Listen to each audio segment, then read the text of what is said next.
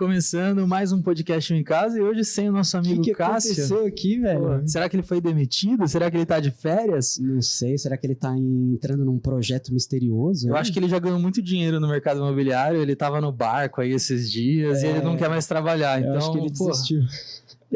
Depois de um certo patamar, não faz mais sentido trabalhar mesmo, né? É o que a gente chama de novo rico, né? Daqui a pouco ele vai falar que ele tá morando em Alphaville. Quero só ver. Mas e aí, Mate, o que a gente vai fazer hoje aqui? Pô, hoje a gente tá com umas convidadas interessantes, né? Mulheres e que além de atuarem no mercado, elas também promovem que mais mulheres entrem juntos, né? Os homens que tomem cuidado aí, viu? Que as mulheres estão chegando forte. Geralmente são mais organizadas, são mais determinadas, são competitivas. A gente viu, né, no evento lá do Gustavo Rangel, que teve um Oscar do mercado imobiliário. E aí tinha várias categorias, mulher concorrendo, homem concorrendo. As mulheres eram uma competição. Os homens estavam assim, parecia que, nem queria ganhar. As mulheres estavam quase se matando ali para ganhar o prêmio. Eu nunca vi tanta garra e determinação por metro quadrado. É verdade.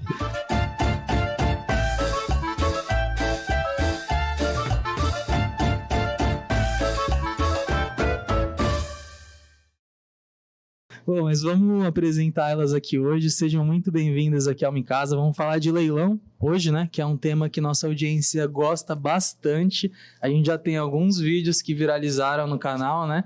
De leilão. E a gente trouxe aqui advogadas. Para mim, as duas são advogadas. Né? Elas têm cara de advogada. Ela ainda não me convenceu de que ela não é, mas tudo bem. A gente vai falar um pouquinho disso também, né? Como Exato. que faz para não virar uma advogada, mas arrematar no leilão sem ser uma advogada, né? Tem muita gente que quer entrar também no mercado imobiliário, isso pode ser interessante. Né? Exatamente. Estamos aqui com Daniela e Lucinéia.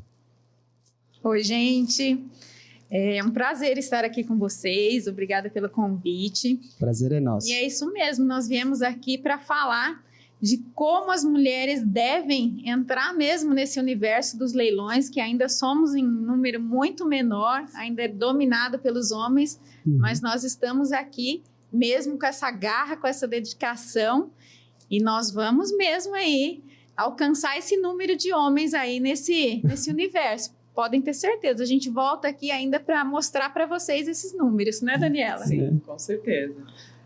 O mercado hoje, principalmente no mercado imobiliário em geral e nos leilões, é muito masculinizado, né? A maioria, homens, tem muitas mulheres que têm receio, né? Principalmente nos leilões, quando se fala em desocupação, as mulheres elas ficam mais receosas, mas é um meio que a gente pode atuar sim e com muita tranquilidade até.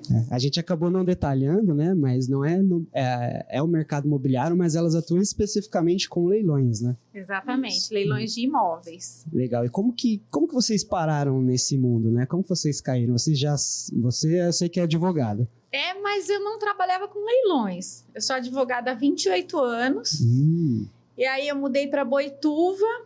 E quando a gente muda para uma cidade do interior, eu mudei um pouco antes da pandemia. Então, não existia essa questão de fazer as reuniões por videoconferência, ainda era o atendimento presencial, eu ainda ia até o escritório dos meus clientes, né? Eles estavam habituados com isso. Quando eu mudei para lá, eles sentiram isso, eles acharam que não seria possível. E eu acabei perdendo alguns contratos. Então, eu falei, acho que é hora de aposentar. E antes você trabalhava com o quê? Direito empresarial. Legal. Então, eu falei, eu acho que eu vou fazer investimentos em leilões. E eu busquei os leilões para investimento próprio. E aí, eu fiz uma mentoria. Fiz a mentoria na época do Renato Paranhos, que é um expert em leilões. E eu fiz a minha arrematação muito rápida, ganhei um apelido de The Flash, né? Arrematante The Flash. E eu comecei a fazer as minhas desocupações, os outros colegas viram o meu trabalho, se interessaram, começaram a me contratar como advogada para fazer as desocupações. O Renato Paranhos começou a ver o meu desempenho, começou a me indicar para os outros mentorados, e aí ele me contratou para fazer todo o trabalho jurídico da empresa dele, que do ano passado para cá foram 25 milhões em arrematações. Então, eu comecei a me destacar dentro daquilo que eu entrei para estudar. Então, foi muito natural o meu ingresso nos leilões, né?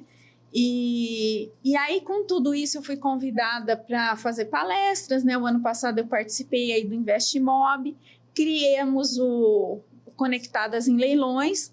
Então, vem crescendo essa conexão, essa rede de trabalhar com mulheres em leilões, que é o nosso projeto.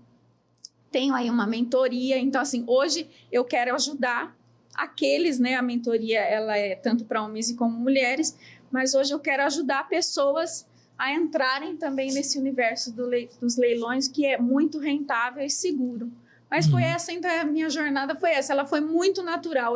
Eu nunca pensei em advogar em leilões. Ela foi realmente acontecendo. Só que eu brinco, porque a maioria dos meus clientes... Então, assim, eu tenho clientes que são pilotos e sonham em parar, né? De serem pilotos. Tem engenheiro naval, eu tenho médicos. E eles falam, não, eu estou entrando nos leilões porque eu quero aposentar e quero viver só de leilões. E aí eu brinco, eu falo assim, que só eu não tenho esse sonho da transição. Que eu entrei como advogada e vejo que todo dia eu acordo advogada. Então não vai haver essa transição. Você até tentou fazer a transição, mas não deixaram. Não deu certo, não deixaram. Legal. E aí a Dani, a história dela já é um pouquinho diferente da minha, né? A Dani fez uma transição aí. Exatamente, Dani, conta pra gente. Bem diferente. Como é que foi isso daí? Minha formação é na área da saúde, eu sou biomédica. A biomédica entrando no mercado imobiliário. Essa é a primeira vez no Micasa, velho. E todo mundo, nossa, mas você da área da saúde, você vai atuar nessa área? Gente, eu acredito que tudo que você se propõe a estudar e se dedicar é possível, né? Desenvolver. Perfeito. Não existe uma faculdade para começar a arrematar nos leilões. Existem mentorias, que inclusive eu fiz, e eu fui forçada mesmo a mudar de carreira, mas isso foi muito bom. De uma forma geral, foi muito bom para mim. Na minha trajetória, eu trabalhei em 2 grandes multinacionais e isso me fazia viajar muito, né? Eu passava de segunda a sexta viajando e por muitas vezes eu nem retornava para casa. Então, eu emendava um cliente no outro e conheci o país todo, isso foi uma coisa bem legal. Conhecia vários imóveis. Vários, e nunca olhei para essa questão imobiliária, né? Viajava... Você tem que ativar essa perspectiva, né? E aí, a minha transição ocorreu por conta da maternidade. Eu tive um filho e eu falei, poxa, agora não tenho como terceirizar essa função aqui. Eu não posso deixá-lo com alguém, nem que seja mesmo a avó, por exemplo, eu não posso deixá-lo e passar aí 1 semana, 2 semanas fora. Então, eu preciso participar aqui do crescimento dele. Minha mãe me largou com minha avó e depois de 1 semana eu tive que voltar, porque minha cabeça tava quebrada, eu tive que fazer 5 pontos na testa. Ela falou, não vou deixar com a avó, não. Vou deixar com a avó. Que é difícil, né? É difícil. Então, eu queria muito participar, né, de todas essas fases da vida dele. Hoje ele está com 4 anos. Eu iniciei a mentoria, ele tinha 1 ano e meio, mais ou menos, e essa flexibilidade que os leilões me trouxe de poder trabalhar da minha casa, né? Caso qualquer coisa acontecesse com ele na escola, em 5 minutos eu já estava lá, trazia, deixava ele ali e continuava trabalhando. Entendi. Então, assim, foi uma mudança muito drástica, muito repentina e muito diferente, né? Eu sou da área da saúde, eu não entendia nada. E você não tinha nada a ver com o mercado imobiliário? Nada. Como que você foi falando assim, porque eu imagino que primeiro você tomou uma decisão de que eu preciso de outra coisa, e aí depois você começou a pensar no quê? Como que você chegou no mercado imobiliário? Chegou um anúncio lá para ela. Chegou um anúncio. Foi mais ou menos isso, viu? Porque eu ficava em casa cuidando dele. A tarefa de ser mãe, ela é muito gratificante, mas ela é muito cansativa. E eu pensava assim, poxa, eu não quero só ser mãe dele, eu preciso de uma outra atribuição, eu preciso fazer alguma coisa que me traga retorno financeiro e que eu consiga também me encontrar profissionalmente, me reencontrar, porque eu amava o que eu fazia, só que não cabia mais nesse momento da minha vida. E aí eu ficava no Instagram mesmo. O que eu vou fazer? E você gostava do que você fazia? Gostava muito. Era só a rotina mesmo? Era algo... Assim, formato de trabalho mesmo? Formato de trabalho já não se encaixava mais com a minha vida hoje. E assim, eu demorei muito para ser mãe. Tudo por conta dessa questão de dedicação ao trabalho, todo esse tempo fora. E eu fui deixando esse projeto de lado, né? E aí, depois que ele nasceu, eu comecei, né? O que eu vou fazer agora? E eu tinha a sensação de que eu só sabia fazer aquilo. Assim, eu só sabia fazer aquilo, eu só sabia atuar nessa área. E é um desafio, né? Equipamentos médicos, então eu vivia em pronto-socorro, centro cirúrgico, estava num ambiente hospitalário super tranquilo para mim. E aí eu tive que mudar drasticamente e falei, agora o que eu vou fazer? E pelo Instagram mesmo veio lá, leilão de imóveis. E eu comecei a estudar sobre o assunto. E, a princípio, meu marido ficou preocupado, né? Falou, não sei. Fala leilão. Para muita gente, quando você fala de leilão, já... Ele falou, toma cuidado aí, né? Você vai pegar as dívidas do imóvel. É perigoso isso aí. Meu marido falou, se fosse tão bom, ele não estava vendendo para todo mundo a informação. Exatamente. Né? Então, mas todo mundo pensa assim, né? Todo mundo pensa assim. E aí eu comecei a consumir todos os conteúdos que tinham ali no YouTube, comecei a consumir aquilo o tempo inteiro e só falava de leilão, meu marido já estava por aqui dessa história. E consumi tudo que eu tinha que consumir ali de conteúdos gratuitos e depois fui fazer a mentoria. Fiz com o Renato Paranhos também. Não sei se nós éramos da mesma turma, acho que não, nós nos conhecemos depois, né? E aí, no meio da mentoria, eu já tinha feito algumas análises já e enviei até para o Renato, falei, olha, eu fiz uma análise, eu sei que eu não terminei a mentoria, eu sei que está muito no início ainda, mas eu analisei esse imóvel aqui e gostaria de saber o que você acha. Mandei tudo para ele, ele falou, não, nessa condição você pode seguir e pode arrematar. Então, eu tinha muita vontade, tenho até hoje, né? Muita vontade de continuar nesse ramo dos leilões que... Assim, mudou completamente a minha rotina. Hoje eu estou muito mais tranquila, né? Não tenho essa coisa de viajar para lá e para cá. No condomínio perguntavam e achavam que eu era comissária. Ah, você é comissária? Eu digo, gente, não sou. Toda semana a mesma coisa. Aquela coisa que todo mundo acha incrível, né? De ser diamante na Gol, ser black, sei lá o quê. Eu tinha tudo aquilo e eu já estava assim, cansada. Eu precisava de um momento... mais família. Hoje te perguntam se você é advogada. Antes era comissária, agora é advogada. Mas eu tenho uma parceira advogada. Mas é bom ter sempre um advogado do lado. Não, é sempre bom, eu recomendo, é sempre bom ter um advogado. Legal. E faz quanto tempo que vocês estão... Vou perguntar das duas, né? Porque imagino que talvez seja mais recente. Quanto tempo que você está já nesse mundo de leilões? 3 anos. 3 anos? Aproximadamente 3 anos. Entendi. Eu faz quase 5 anos, 4 anos e pouco, que foi quando eu mudei, fez 5 anos em dezembro, então foi quase 4 anos e alguma coisa. Quantos imóveis já foram arrematados aí nesses 3 anos, 4 anos? Então, essa inclusive é uma briga que eu tenho com meu marido. Por quê? Eu arrematei 7, só que eu poderia ter arrematado mais. E aí eu não arremato porque eu fico prestando consultoria para os outros. E aí eu não tenho tempo de me dedicar aos meus. E aí ele fala, você entrou nesse negócio para fazer as nossas arrematações e agora você fica se dedicando. Então eu falo, eu não tenho tempo porque eu tenho que fazer a análise de fulano, de ciclano. Então assim... me consome bastante tempo essa consultoria, essas mentorias, essas coisas. Então, assim, é uma coisa que, inclusive, esse ano é um projeto que eu pretendo mudar. Eu estou treinando aí uma equipe para ficar tomando conta dessas consultorias, eu ficar por trás e aí, sim, eu tomar conta. É uma promessa, não é nem um projeto, é uma promessa que eu tenho aí com meu marido, e tomar conta mais das minhas arrematações do que ficar só prestando mais consultoria, né? Então, tô nessa promessa, eu vou cumprir. Quando ele assistir, ele vai falar, eu vou cobrar, porque agora é pública, né? Então, mas por enquanto, minha são 7. Legal. E aí tem as dos clientes, que enquanto consultoria, que aí eu já não sei dizer, né? São mais. Bastante. E a Dani? Eu tenho 4 arrematações. 4 já também? 4 arrematações. Caraca. Algumas... A primeira... foi a que me assustou mais. Poxa, eu tinha que ser a primeira, né? Tinha, né? Primeira arrematação. Abriu o imóvel, o ocupante... ele tirou, por exemplo, tirou as luminárias, arrancou os fios, tirou as tomadas, saiu arrancando os fios. Tudo que ele não pôde tirar para levar, ele quebrou e deixou lá no local. Mas até por que eu trouxe essa história? Até nisso, a gente consegue se precaver, né? Então, você tem que ter uma reserva ali destinada para reforma. Então, a princípio, aquilo assusta, mas depois você fala, poxa, fazer orçamento, fez os orçamentos e tal, eu tenho capital para suprir isso aqui e seguir sem dor de cabeça, né? E um outro, por exemplo, eu entrei, era como se a construtora tivesse acabado de entregar.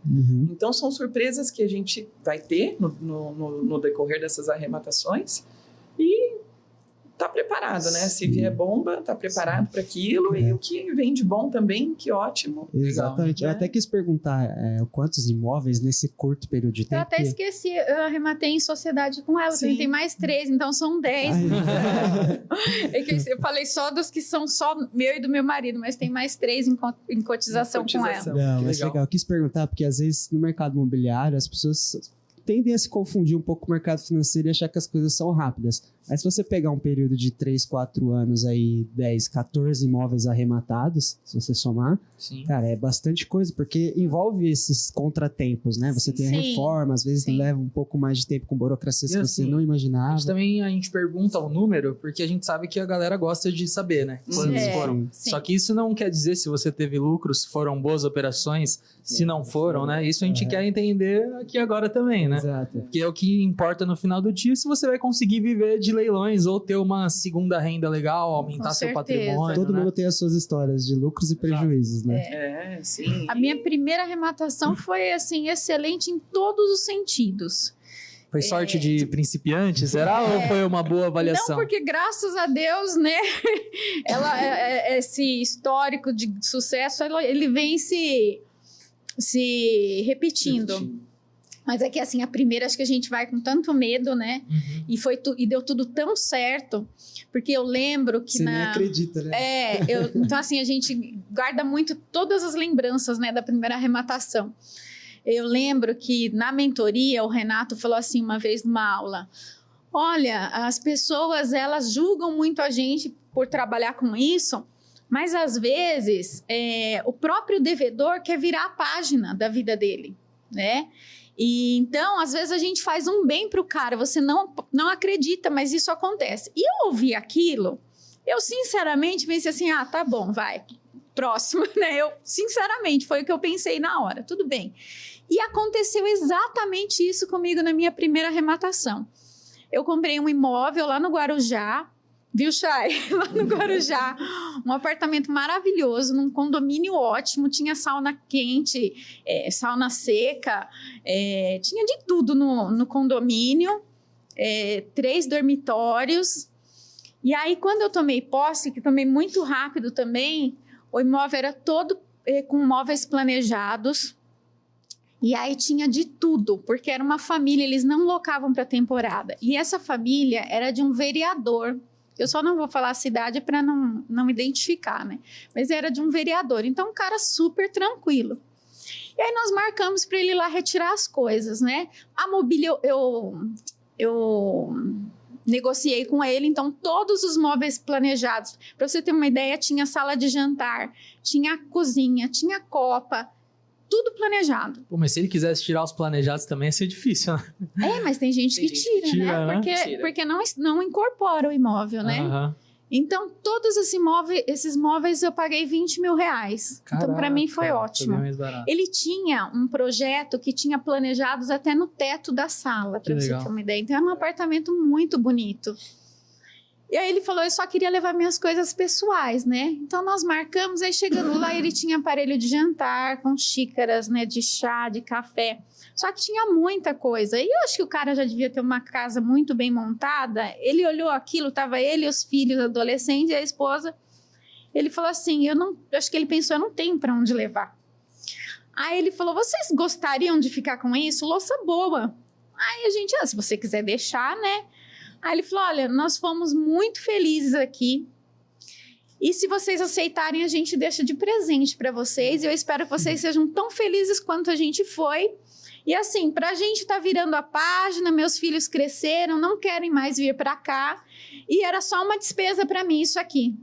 Então, felicidades para vocês. Então, assim, eu lembrei da aula na hora, eu falei assim, nossa, o cara falou aquilo para mim, né? Então, assim, eu fiquei super feliz com aquilo. E aí ele falou assim, eu só vou ver se eu tenho a receber, que é o sobejo, né?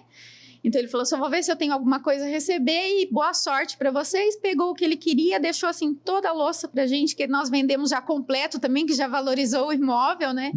Então assim, foi uma venda muito boa, inesquecível, né? Tem gente que tem medo de arrematar imóvel de praia, assim, pra gente foi um sucesso.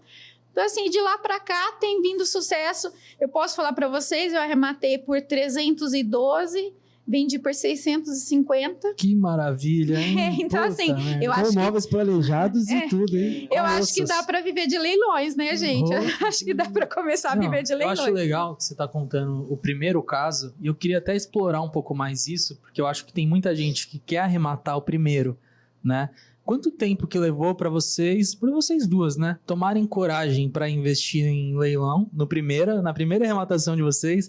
Ficou namorando ali a página há algum tempo? E como que foi o planejamento de vocês em torno desse primeira arrematação? Tanto financeiro como o valor do imóvel, ou se tinha financiamento ou não, porque tem a galera que quer ir pelo caminho do financiamento para conseguir ter não desprender tanto caixa, né, logo no primeiro imóvel para sentir o mercado. Como que foi? Com um pouco mais de detalhes nesse sentido. Então, na primeira, eu fiz pagamento à vista, né? Como foi o primeiro, eu até não tinha essa experiência de alavancagem, que é uma coisa que a gente vai aprendendo depois. Então, eu fiz pagamento à vista. Eu não demorei muito e eu acho que, assim, também a questão de ser advogada acaba trazendo um pouco de segurança nesse sentido, porque eu lia o processo, embora eu não tivesse experiência em leilões, então eu conseguia ler o processo e entender exatamente o que estava acontecendo naquele caso. Então eu acho que isso ajuda bastante, né? Então eu demorei menos de um mês para encontrar a oportunidade. E outra coisa, na primeira aula que eu assisti, eu já porque tem essa questão do leiloeiro falso, né? Então, na primeira aula que eu assisti, eu já prestei atenção em qual site o mentor estava apresentando ali a título de exemplo. Então, eu falei, opa, já vou buscar esse site aqui. Então, eu já comecei a buscar lá. E aí, eu encontrei uma oportunidade lá. Até porque, por coincidência, eu tinha uma corretora que morava próximo a esse imóvel, então ela fez a avaliação para mim. Então, foi tudo casando. Então, em menos de um mês, eu já tinha encontrado o imóvel, já fiz a análise mercadológica com a ajuda dessa corretora. Então, tudo isso contribuiu. Por isso, até que eu ganhei esse apelido de The Flash, porque realmente, em menos de um mês, fiz essa primeira arrematação. Mas tive essa sorte de ter essa corretora lá, né? Eu não precisei nem ir até lá. Ela tinha apartamento, acho que 2 quadras. Então, ela falou, realmente, esse o valor, pode ir lá arrematar. Era um lugar bem conhecido ali na Enseada. Então, assim, não é um bairro que as pessoas não conhecem, né? Entendi. Que precisa ir procurar saber. Não, é um bairro que, se eu falar para vocês, eu conheço a Enseada, então é muito mais fácil. Então, tudo isso ajudou para essa primeira arrematação, mas foi à vista. Legal. É que você também já estava se programando para investir em algo, eu acho, né? Você já vinha juntando capital ali da sua profissão como advogada. Eu buscava alguma coisa para investir, sim. Então, eu já tinha capital para isso. Legal. E você, Dani? Eu não tinha capital, então eu fui pro financiamento, né? Demorei um tempo. De primeira? De primeira. Falei, não, se existe a possibilidade de financiar, eu vou optar pelo financiamento e vou tentar fazer. Por isso que o marido dela tava preocupado, né? Porque ela já quis entrar logo, porra, louca mesmo, entendeu? Falei, não, tem que ser. E demorei aí uns 6 meses. E vem uma certa frustração, porque a gente faz toda a análise em cima de uma oportunidade ali de leilão, né? Então, você faz toda a análise financeira, mercadológica, tem que fazer uma infinidade de pesquisas. E aí, chega no momento do leilão, passa do seu limite ali de valor de lance. Aí vem o ego. Aí vem o ego. Aquele balde de água fria, você fala assim, não, eu tenho que tirar o pé, porque eu aprendi que eu preciso ter um limite. Né? Então, eu tenho que respeitar esse limite, e nessa de respeitar o limite, demorou um pouquinho mais. Cerca aí de 6 meses. 6 meses? Mas a primeira arrematação é algo, pelo menos para mim, assim, foi aquela coisa de não conseguir clicar, tremedeira, né? Gente, aí, e engraçado, isso é uma coisa até interessante de se falar. Esse primeiro, eu já tinha passado por tantos imóveis dando lance e ultrapassavam o meu lance, eu não conseguia arrematar. E esse, apesar de ter feito toda uma análise, estava bem fundamentada, ninguém deu lance. Então eu fiquei esperando até os últimos minutos e dei o lance. Aí eu fiquei, meu Deus, só eu dei lance nesse Tem alguma coisa aqui que eu não enxerguei. Tem alguma coisa errada aqui, eu tenho certeza. Tem alguma coisa errada. Olhei toda a análise de novo, tudo certinho. Eu ficaria preocupado também. Quem deu lance? E aí, depois de um tempo, a gente começa a ver que isso acontece com frequência, né? O André até trouxe esses dados esses dias da quantidade de imóveis que vão a leilão e não são arrematados. E não é porque é uma oportunidade ruim, é porque a oferta realmente é muito grande. Existe uma oferta 75% dos imóveis que vão a leilão não são arrematados. Não são arrematados? E todo mundo fica preocupado, né, com a concorrência. Vocês têm esse dado hoje de quanto em valor financeiro tem imóveis em leilão hoje no Brasil?